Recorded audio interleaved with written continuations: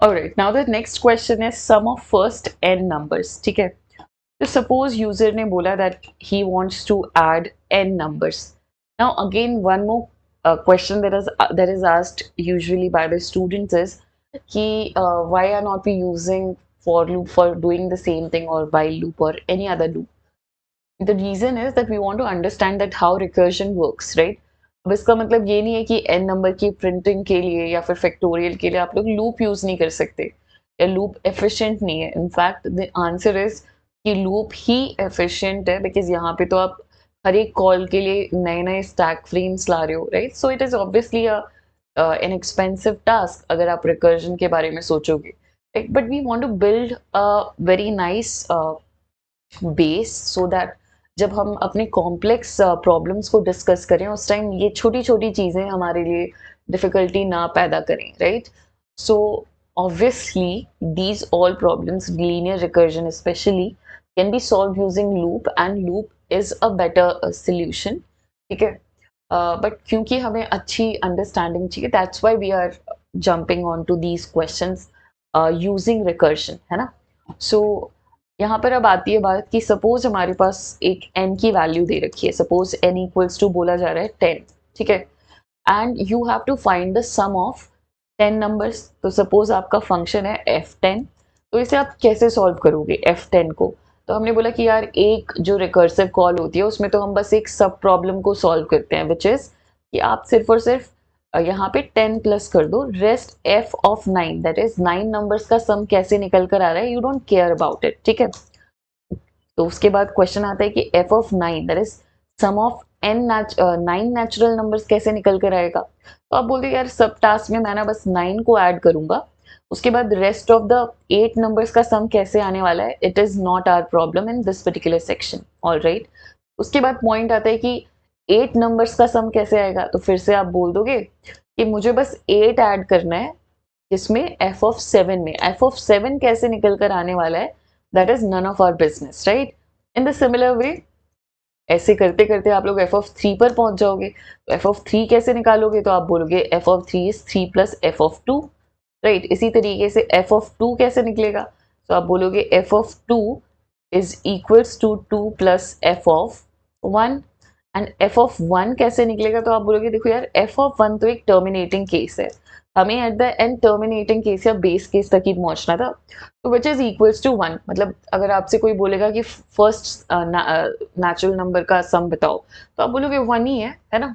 So f of 1 is equals to 1, right? Now what we have to do is we have to just convert this recurrence relationship into a function call. तो यहाँ पे बस f की जगह what you are going to do is, तो इन सबको करते हैं हम सिलेक्ट और इन्हीं का नाम आप रख देते हो एड फंक्शन या फिर सम फंक्शन, है ना? सम ऑफ n नेचुरल नंबर्स या n नंबर्स, ठीक है? तो इस तरीके से अब आपका रिलेशनशिप बन गया इस तरीके से कि सम ऑफ n नंबर्स 10 अगर है, सम ऑफ 10 नंबर्स कैसे निकालेंगे? तो 10 नंबर्स का सम निकालने के लिए हम 10 ऐड कर देंगे जो 9 नंबर्स का सम निकल कर आया है उनमें, राइट? तो it is a very simple analogy which you can use. वो मैं अभी आपको बताती हूँ, बट उससे पहले हम इसको जस्ट फॉर्मुलेट करते हैं इनटू फंक्शन. तो हमारा फंक्शन का नाम है सम ऑफ n नंबर्स. इसमें सम की n की वैल्यू कुछ भी हो सकती है, तो वो हम एक पैरामीटर के अंदर एक्सेप्ट कर रहे हैं और इसका रिटर्न टाइप है इंटीजर, बिकॉज ऑब्वियसली आप इंटीजर रिटर्न करोगे. इसके अंदर सब task that you are performing is कि n को ऐड कर दो, किसके साथ? n को ऐड कर दो sum of n numbers n minus 1, है ना? This is how you have written this recurrence relationship as well, कि अगर आपको सम ऑफ 10 नंबर्स निकालना है तो आप सिंपली n की वैल्यू को ऐड कर दो sum of n minus 1 number से. अब n माइनस 1 कैसे निकल कर आएगा? It is all sort of recurrence relationships are working, है ना? मतलब फिर से वो एक रिकर्सिव कॉल है and you know about that कि कैसे वो काम करेगी.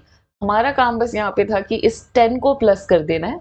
9 नंबर्स का सम कैसे आएगा, we don't think about it, ठीक है? पर वो आ जाएगा इतना हमें पता है. एंड देन यहाँ से हमने क्या कर दिया है, यहाँ से हमने रिटर्न कर दिया है इस रिजल्ट को. तो just like the previous function, जैसे हमने फैक्टोरियल को यूज़ किया था सेम तरीके से यूज़ कर रहे हैं. एंड बस यहाँ पे हम बोल रहे हैं कि जब n की वैल्यू 1 होगी तो यहाँ से सिंपली रिटर्न कर देना 1, ठीक है, दैट्स इट।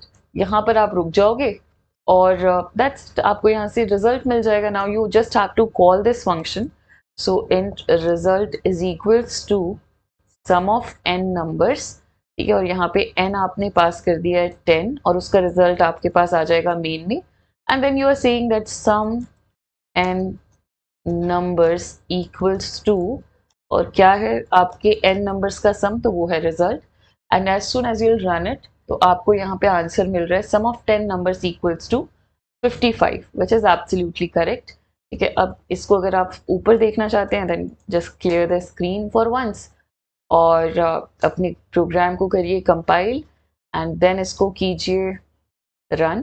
तो sum of 10 numbers is 55 which is absolutely correct. इसको आप चेंज कर दीजिए, that is what is the sum of 100 numbers, तो it will find it that as well, ठीक है। यहाँ पे 10 instead of 10 we have to write here n, और अभी आपको 100 नंबर्स का भी सम बता देगा। सो यहाँ पर the sum of 100 numbers is equals to 5050, which is absolutely correct again, right? So this is how you have to solve this particular function. Now let us move to another problem, ठीक है। और अगर अभी भी recursion समझ में नहीं आ रहा है that what is actually happening, right? तो मैं एक simple सा example भी use करूँगी अब, तो उससे मे भी आपको समझ में आ जाएगा, so we'll see to that as well.